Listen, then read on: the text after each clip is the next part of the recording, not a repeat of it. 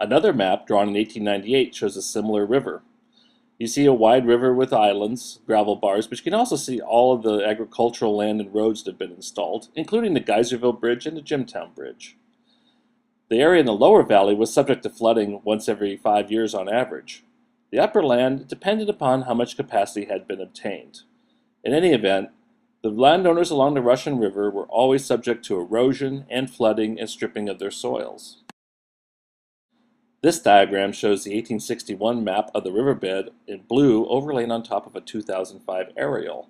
You can see the difference in channel width throughout the whole area. You can also see the shifting of the channel across the valley floor. The river has been in one place or another across the valley floor through time. But this diagram shows the conflict between what exists today as a straight narrow channel and what is the natural channel, the stable channel given the water and sediment supply from upstream, which has not changed dramatically.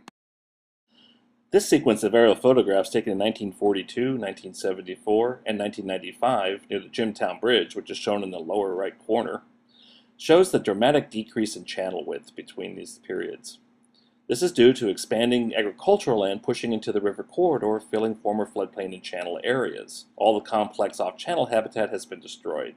But what's important to note is that the straight channel configuration is not natural. The tendency of this river is to be wider, such as shown in 1942. During reclamation, the channel area was reduced by half between that measured in 1861 compared to 2007. The area shown in 1877 was 1,800 acres. By 2007, that had been reduced to 600 acres, 1/3 of the original amount.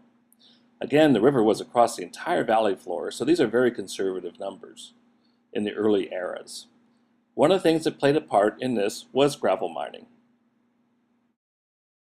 This diagram shows the rates of gravel extraction between 1981 and 2000. As you can see, the rates got up to 1,000,000 yards per year, but averaged around 600,000 tons per year. This dramatically dropped off in the late 90s, early 2000s, allowing the channel to fill by itself naturally, which, once again, is moving things toward a wide and shallow channel, not the deep, narrow one that had been created and sustained by repeated gravel mining. This is what is at risk for landowners on the valley floor. These diagrams show the reach of the Russian River in Alexander Valley that is owned by Sire Industries. In 2007, these gravel bars, a lot of them were 14 to 17 feet above low water, whereas before they'd been skimmed 1 foot above low water. Over time, the channel's beginning to fill, and as these bars fill, the channel moves laterally, increases sinuosity, loses flood capacity, reduces flood protection for landowners, and reduces ability to move sediment, which causes more deposition.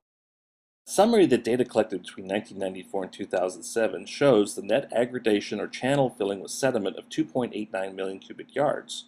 Net bar aggradation is 1.9 million yards. That means that over 4.5 million yards of gravel exists 1 foot above low water. Note also that 1 million cubic yards was taken through gravel extraction between 1994 and 97, and that has to be added to the amount. So essentially, 3 million cubic yards has aggraded over the mined areas. Now, what are some of the effects of channel filling with sediment? This diagram shows the lower Alexander Valley from Jimtown Bridge upstream and some of the large gravel bars, which have between 1994 and 2007 increased in height anywhere from 2 to 5 feet to up to over 20 feet in some locations indicated in yellow. This has implications for moving sediment and floodwater, but also, more dramatically, this could cause channel avulsion, a rapid change to the wide and shallow channel of the original form. To demonstrate the risk of avulsion in this reach, we've taken the aerial photograph and topography of the channel upstream of Jimtown Bridge for several gravel bars. This area, the bars have come up anywhere between 15 and 20 feet, and vegetation density has increased as well. What's happened is that the flow is being forced in a narrower and narrower part of the channel, which, during a large flood like the 1995 flood, could cause the river to fill with sediment and avulse across the valley floor, and this will be shown in the following diagram. To demonstrate the risk of rapid channel change or channel avulsion from the deep narrow channel to the wide shallow original channel, we're looking at a diagram of 1877 of the lower Alexander Valley reach near the Jimtown Bridge. You can see the bridge, the West Side Road. You can also see the river channel with the tight lines and islands, once again inferring that there's more sediment than the river can move. The next sequence of diagrams shows how channel change could occur and the risk of avulsion resulting from sediment filling the channel. This figure shows the 1877 channel in green overlaid on top of a 2008 aerial. Again, the Jimtown Bridge is in the right side of the photo. You can see that the river is wider in a different place and with the islands in 1877.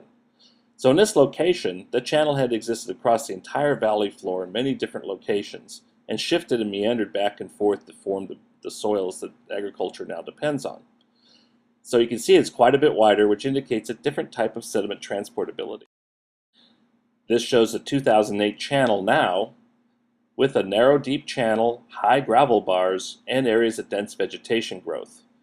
This reach has a very tight area for moving bedload of the coarse sediment during a large flood, and it also exists down in the backwater area because just downstream of the Jimtown Bridge is where the constriction of the end of the Alexander Valley occurs. This means that more sediment can come in than can leave this area, and this is the area of deposition. The gravel bars have increased substantially in an area, forming a bedload constriction at where the arrows are indicated.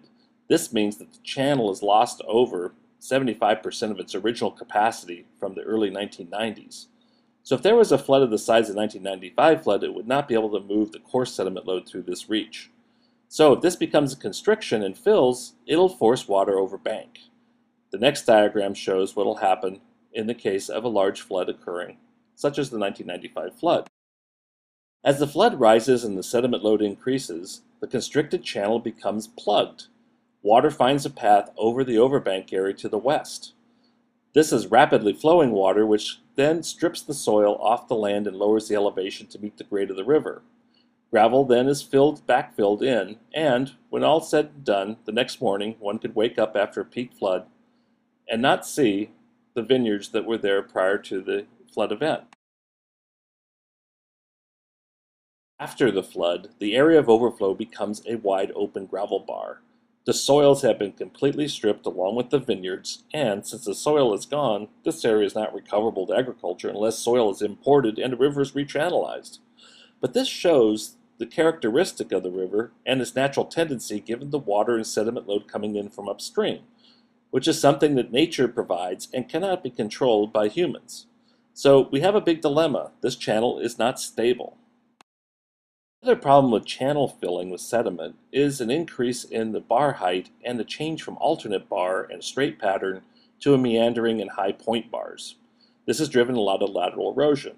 This sequence shows the map of 1877 as the start near the Geyserville Bridge, which is shown on the right of the map.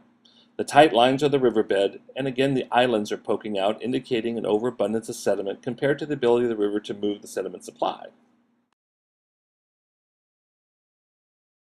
This diagram shows the 1877 flood in green overlaid on top of a 2008 aerial photograph. You can see the dramatic changes in the width of the channel. The channel is far narrower, mostly due to agriculture and the Geyserville Bridge. But also, the islands are missing. But you can see large bars and a beginning of braiding by the increase in sinuosity, and actually a point on the left of the aerial photograph where the channel is now turning uphill against the gradient of the valley. This shows the present configuration, or at least in 2008, of the river at the time the photograph was taken in the spring. There's been a lot of lateral erosion since then down near the Geyserville Bridge and the next two bars upstream. The next sequence shows a projection of current conditions in 2008 with trends of meandering, the meandering process that's continuing to progress and evolve, and the potential loss of agricultural land around the river corridor.